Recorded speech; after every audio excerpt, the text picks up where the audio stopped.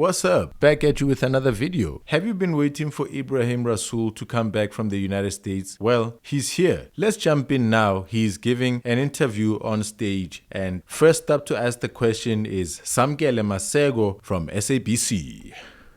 Okay. That was essentially Ambassador Ibrahim Rasool there saying that he wears the badge with pride of being declared a persona non grata from the United States of America. This member of the ANC.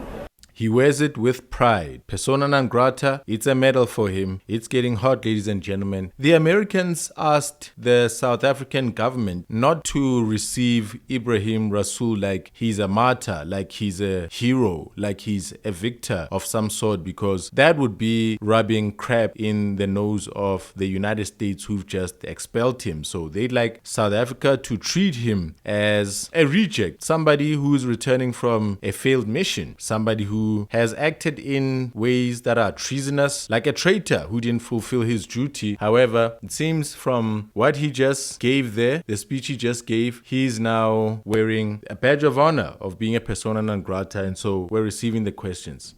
He has been traveling more than 32 hours, but he is generous enough to say he can give at least 3 questions. Can we please accept this proposition? If I'm to the one to Chair. I'm the chair, by the way. Okay, Masego will be 1. Don't rush. Okay, Masego will be 1. Class number 2. Koge number 3. I don't know your names. Ambassador Rasool, Samkele Masego from the SABC. Have you compiled that particular report to President Ramaphosa? Will you be giving him that report when you go to Pretoria tomorrow? And then lastly, Mr. Ambassador, what are the true reflections of what is happening in the United States of America, particularly with the Republicans at this point in time? They are being booed, a number of their senators. No,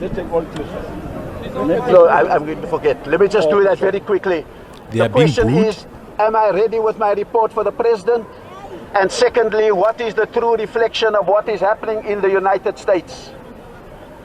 The first thing is that we have started to write that report last week.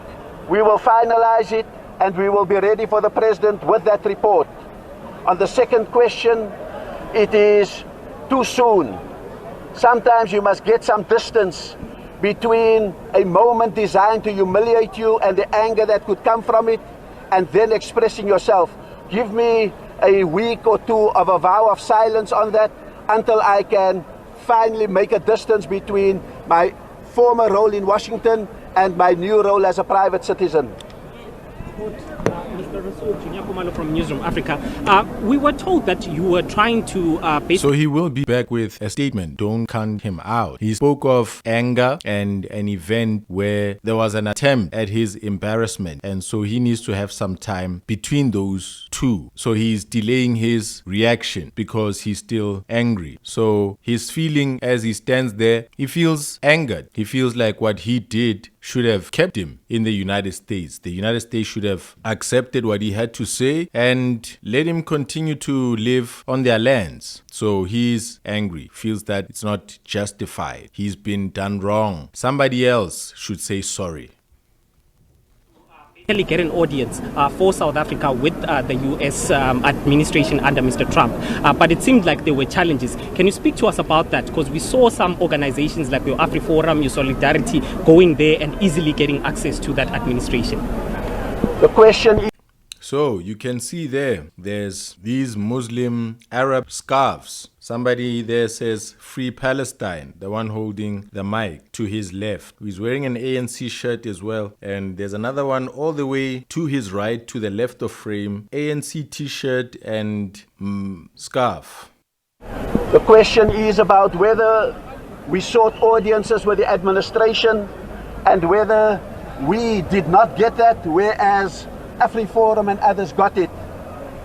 I want to say that we were in Washington when not many positions were filled. There is no section for Africa in State Department, and they're only beginning to put it in place in the White House. But part of the design of the PNG, or the persona non grata, was to make sure that the access we got would not be used because there is a different agenda that wants to prioritize white suffering over black needs in South Africa.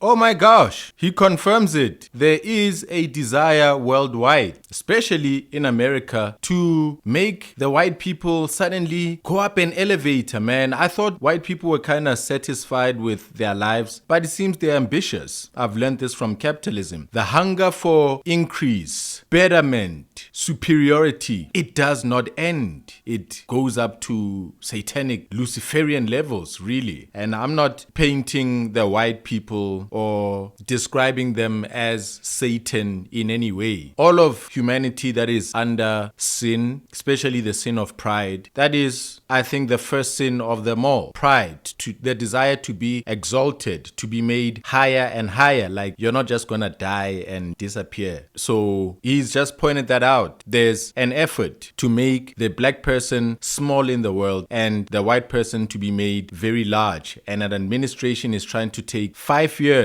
to make that dream a possibility, and then perhaps the world will remain like that with white people aggrandized. Thank you very much for your time, Ambassador Usipa Mandla from ENCA. In hindsight, do you stand by your remarks? But also number two, diplomacy clearly has failed, or the Trump administration doesn't want to engage with South Africa. Do you think genuinely there is hope to revive these relations that are at an all-time low? Number three, will you be playing your role in political affairs in the Western Cape now? Is there hope? The first question was? The first question was, do you stand by your remarks? Do I stand by my remarks? My remarks was on the Mistra Mapungubwe Forum, speaking to South African intelligentsia, intellectuals, political leaders and others, to alert them to a changed condition in the United States. Ooh. That the old way of doing business with the US was not going to work. Oh. And that unless we change our way of speaking to the US and recognizing what is the US, it is not the US of Obama. It is not the US of Clinton. It is a different US, and therefore our language must change, not only to transactionality, but also a language that can penetrate a group that has clearly identified a fringe white community in South Africa as their constituency, surrounded by a white diaspora in the White House. That is what we are up against. And so there's nothing that I will say there that I would not say elsewhere. Oh. And so I would stand by my analysis, because we were analyzing a political phenomenon, not a personality, not a nation, and not even a government. And so I stand by that. The second thing is, has diplomacy failed? Is there hope? In a very strange way. The fact that what I said caught the attention of the President and the Secretary of State and moved them enough to declare me persona non grata says that the message went to the highest office in the United States of America, that they were by our characterization and they were not happy with it. And so the diplomacy of Ubuntu has certainly worked, because we bore witness to the values of our society. And the third question was, will I play a role? Again, it is too early to make decisions of that nature. You must first recover from your previous job before you look for another job. We will think about it, we will pray on it, and we will consult on it, and then we will decide what to do next. Thank you very much. Essentially, Ambassador Ebrahim Rasool saying that he stands by his words in the United States of America. He will essentially now be leaving with the family, and he will be going home. He has asked for about a week to recover and not to engage in any forms of politics at this point in time. He did receive that hero's welcome back home, giving that hero's welcome that the Americans don't like and they are watching. That particular message that that message of Ubuntu diplomacy that he spoke about at the Mapubugo Mistra engagement struck and stung the highest office in the United States of America. It did get to the Secretary of State, Marco Rubio. It did get to the President of America, Donald Trump, and saying that he was essentially communicating a message to the intelligentsia, to the professionals within the country, to the politicians, to the unionists, that the game has changed in the United States of America. They can no longer engage White House in the business as usual method that they used to engage the United States of America, and that it had to change, and that now President Ramaphosa, he hopes that he can install a new ambassador that will not abandon the South African values, that will not abandon the people of Palestine that are continuing to face those bombings from the Israeli government.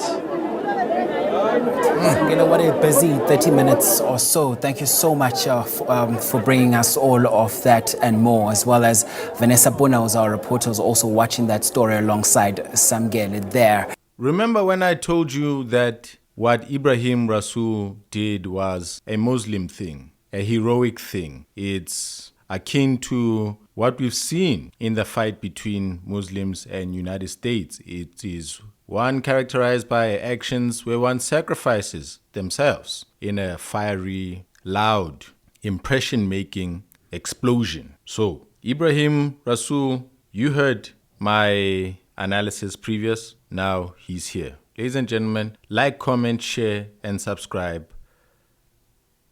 I will see you next time.